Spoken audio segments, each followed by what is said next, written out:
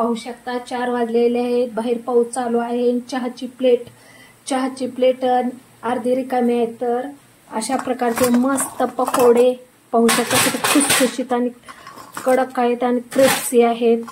तर आज आपल्याला अशा प्रकारचे मस्त, आतापर्यंत तुम्ही अनेक प्रकारचे पकोडे भजे पाहिला असाल, पण प्रथमच तुम्हाला स्वीट कॉर्नचे पकोडे आज मी दाखवणार आहे. चहासोबत मस्त असे पकोडे बेत आज आपण करणार आहोत.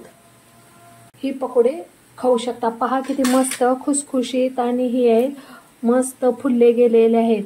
तर चला मग रेसिपीला सुरुवात करूया. स्वीट कॉर्न आहे. प्रथम आपल्याला कट करून घ्यायचं आहे. आता आपल्याला अशा प्रकारे सुरीच्या सहाय्याने कट करून घ्यायचं आहे.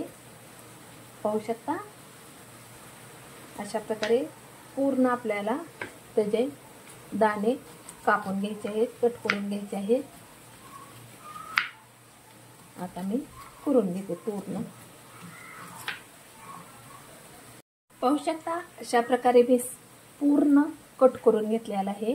आणि आता मी एका प्लेटमध्ये हे पूर्ण कट केलेलं स्वीट कॉर्न घेते. आपल्याला 4 चमचे बेसन घालायचं आहे. 1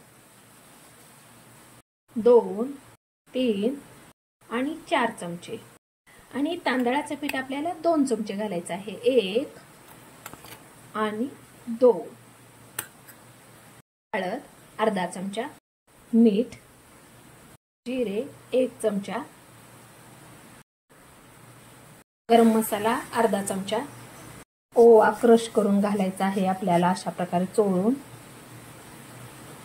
कोथिंबीर अतिशय बारीक अशी करून आपल्याला कट करून घालायची आहे. जेवढी बारीक करता तेवढं व्यवस्थित अशा प्रकारे बारीक करून घालायची आहे.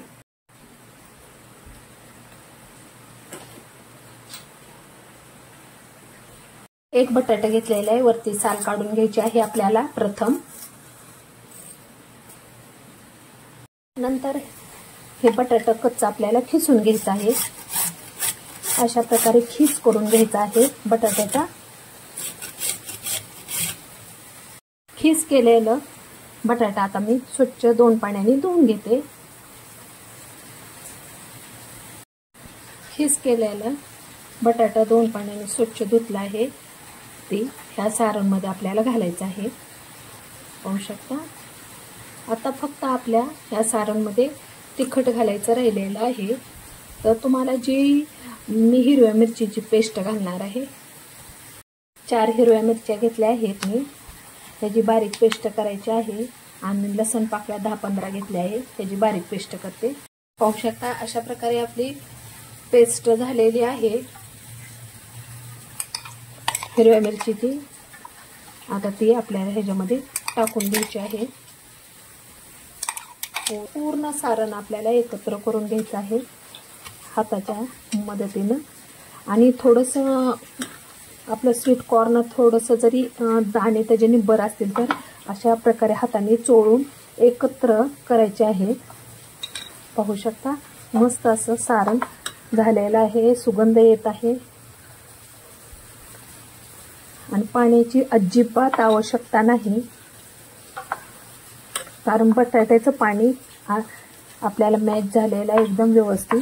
पाहू शकता अशा प्रकारे आता पूर्ण मी सारण तुमच्यासमोर एकत्र करून घेतलेलं आहे. पाण्याचा यूज केलेला नाही आणि लागतही नाही पाणी.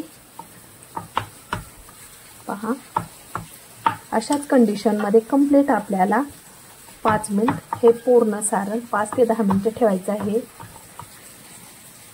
2 चमचे आपल्याला थोडंसं तेल घालायचं आहे, जेणेकरून खुसखुशीत आपले पकोडे होतील. गरम घालायचं आहे आणि प्लेट झाकून 10 मिनिटं अशाच कंडिशनमध्ये ठेवायचं आहे. 10 मिनिटं झाले. पाहू शकता अशा प्रकारे आपली कंडिशन झालेली आहे सारणची. आता आपल्याला हे सारण अशा प्रकारे अगदी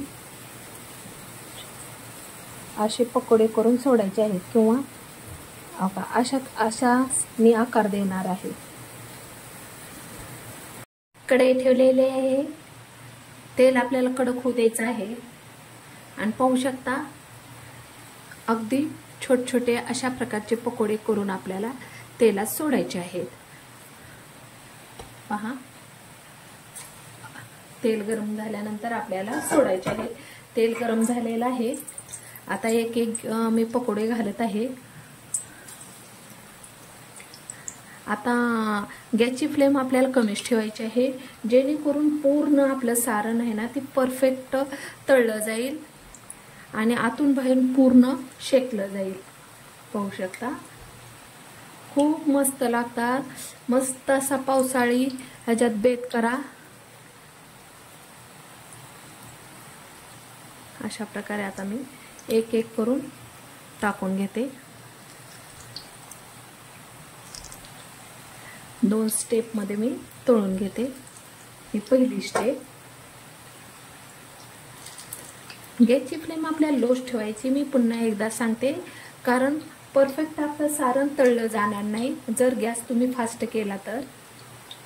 बटाटा घातले त्यामुळे तर खूपच क्रिस्पी होतात, खमंग असे।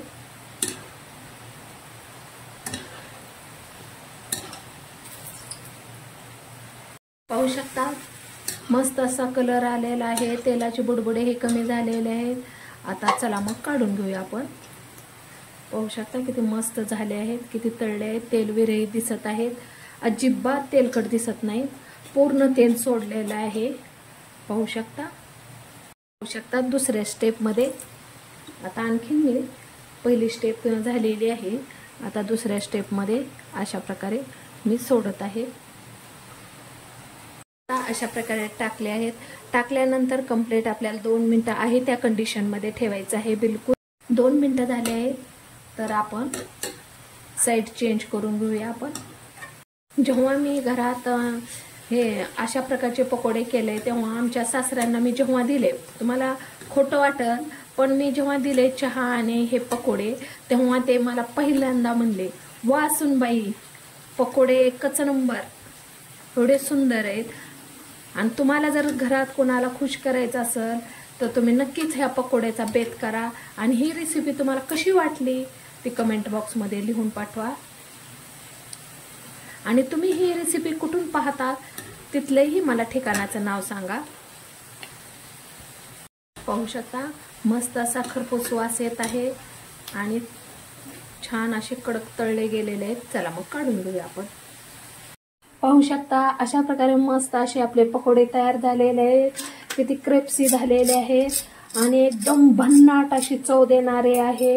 हे पकोडे तुम्ही ग्रीन चटणी सोबत, सॉस सोबत आणि लास्ट म्हणजे चहाच्या बेत सोबत अप्रतिम असे तुम्ही यूज करू शकता, खाऊ शकता। खूपच मस्त आहेत, खूपच हेल्दी आहेत। पहा किती सुंदर झालेले आहेत। नक्की एकदा ट्राय करा आणि ही रेसिपी तुम्हाला कशी वाटली ती कमेंट बॉक्स मध्ये लिहून पाठवा। अगदी माझी थोडी जरी तुम्हाला रेसिपी आवडली तर लाईक, शेअर, सबस्क्राईब करा। माझा व्हिडिओ पाहिल्याबद्दल धन्यवाद।